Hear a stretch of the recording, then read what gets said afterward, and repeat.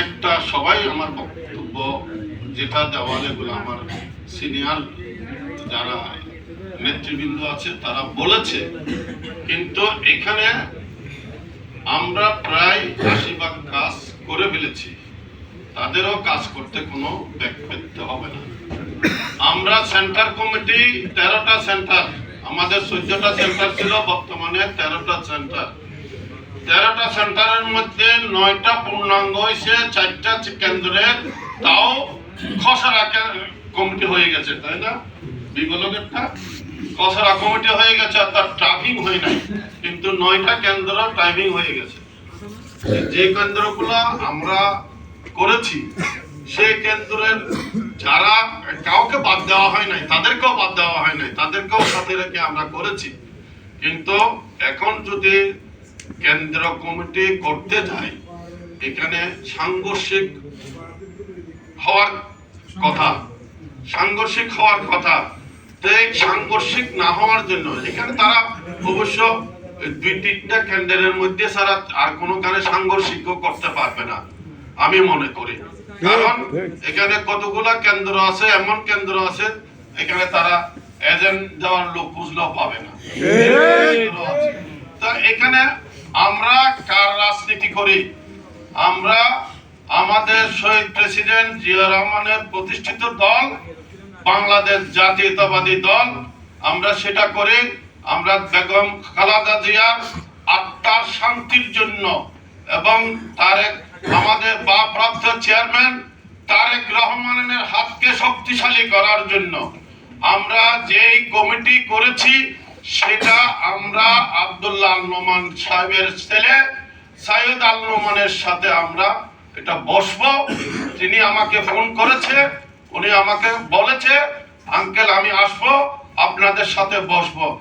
যা হোক সময় কম, এখন তারা কি করে আমরা সেটা দেখবো। উনি তো বলেছে আমাকে আসবে বলে, এবং তার এপিএস আমার সাথে ২বার যোগাযোগ করেছে, সরওয়ার সেও বলেছে ঠিক আছে এটা একটা ব্যবস্থা হবে, আমরা বসি মিলেমিশে কাজ করব এবং দানের শীষের কাজ করব। এবং আমি তাদেরকে বলেছি আমরা দানের শীষের কাজ করব, আপনার জন্য কাজ করব। আমরা দানের শীষ টিকলে না আমরা টিকবো, না টিকলে তো আমরা টিকবো না। উনি যদি জিতে আমরা যদি ক্ষমতায় না আসি তাহলে কোনো লাভ হবে না। আমাদের লাভের জন্য আমাদের দেশ মাতা বেগম খালেদা জিয়ার আত্মার মাগফিরাত কামনার জন্য, তার আত্মার শান্তির জন্য, শহীদ প্রেসিডেন্ট জিয়া রহমানের আত্মার শান্তির জন্য, ভারপ্রাপ্ত চেয়ারম্যান তারেক রহমানের হাতকে শক্তিশালী করার জন্য আমরা দানের শীষকে বিজয় করব। আমরা ঐক্যবদ্ধ আছি, ঐক্যবদ্ধ থাকবো। যদি আমাদের সাথে কোনো নেগোসিয়েশন না হয়, আমরা যেভাবে কমিটি করছি সেই কমিটি পরিচালনা করে আমরা নির্বাচন, সেই কমিটির মাধ্যমে আমরা নির্বাচন করব। সেভাবে আমরা ঐক্যবদ্ধ থেকে আমরা আমাদের বিজয় ছিনিয়ে আনবো এবং দেখাই দেবো আমি সাইয়দ আল নোমানকে আমরা ঐক্যবদ্ধ আছি বিদায় আমরা নির্বাচনে আপনাকে এইভাবে নির্বাচিত করেছি। এখানে আমরা ওনার সাথে আমাদের সাথে কোনো দ্বিধাদ্বন্দ্ব নাই, সাইয়দ আল নোমানের সাথে আমাদের কোনো দ্বিধাদ্বন্দ্ব নাই। নেতা যার যার, দানের শীষ সবার, নেতা যার যার, দানের শীষ সবার। দানের শীষকে বিজয় করার জন্য আমাদেরকে একত্রবদ্ধ হয়ে আমরা আমাদের যার যার সেন্টারে, Fulsadiripara centre, Galichipara centre, Abbaspara centre, Sadiripara centre, Mohammad Ali কেন্দ্র,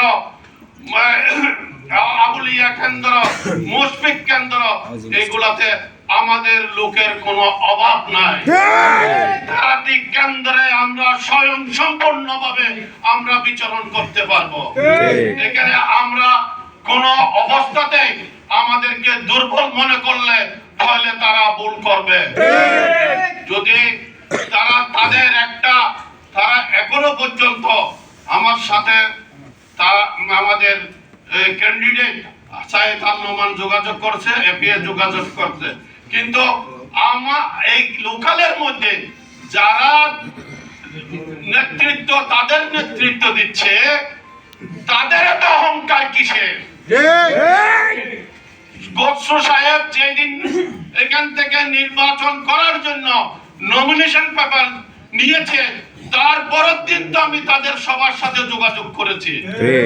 তাদের এত অহংকার কিসের? তাদের এত গর্ব কিসের? গর্ব করা ঠিক না, অহংকার করা ঠিক না।